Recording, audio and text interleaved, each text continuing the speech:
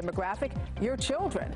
The social media giant announcing a message for apps for kids under the age of 13. They say it can be used to chat with parents and friends, and it will come with controls for parents. But here's the question, I guess, that we want to raise this morning is how young is too young? Here now with more is Jana Matthews, an English professor at Rollins College. Good morning to you, Jana. Nice to meet you. It is good to see you. We were talking off camera about our kids and, you know, all of the things that are going on. Here's the thing. You know, Facebook's got this new messaging thing for kids. Is this a good thing? Because they're talking about kids as young as 6 years old being able to log on to Facebook.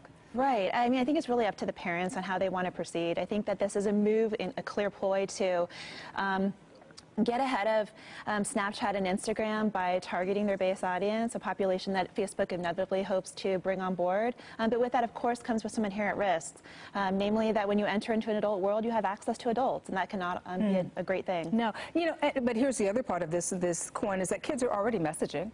They're already using Snapchat. They're already using Instagram. I'm talking about older kids, you know, 12, 13, 14 years old and up. You know, what have you discovered that kids are using in terms of what are some of the sites? Because Facebook generally has not been the site that tweens and teenagers go to. Absolutely. My college students and my high school age children themselves, I mean middle schoolers, aptly say that Facebook is for, quote, older people. My son says that all the time.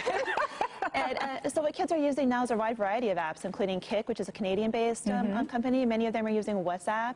My 9-year-old, just like 2 weekends ago, woke up on Saturday morning with him having a conversation with somebody in the living room, opened the door, and he's on his headphones having a conversation on Xbox Live with one of his friends. So they're really using a wide variety of things. So what's safe? Are there any apps that are absolutely safe for kids? You know, nothing's foolproof. And I think the minute as parents start believing that something is foolproof, then it ceases to become safe for them. So I think the best thing is to be diligent and vigilant and recognize that the minute one app ceases to become or falls out of favor, another one quickly emerges in its place. And so I guess here's the question very quickly as we wrap this up. How can you be kind of vigilant when everything changes so quickly, right? Is it a matter of us learning how to use Snapchat and being really proficient in terms of using that? Or is it a matter of going into their phones and seeing what it is they're doing? Because sometimes when you ask your kids, they're not going to tell you everything. I mean, that's just the way it is. Absolutely. My kids constantly invoke what they believe to be their constitutional right to privacy, but I say as long as you're living in my house, I wouldn't let strangers into my home and my living room, therefore I'm not going to let them in virtually as well. And you know what, that's a great point. That's basically what you're doing. You're letting strangers into your home, so you just have to be very careful. And that digital footprint follows you too. That's the other thing. Absolutely. But I think we have to be careful of with our kids.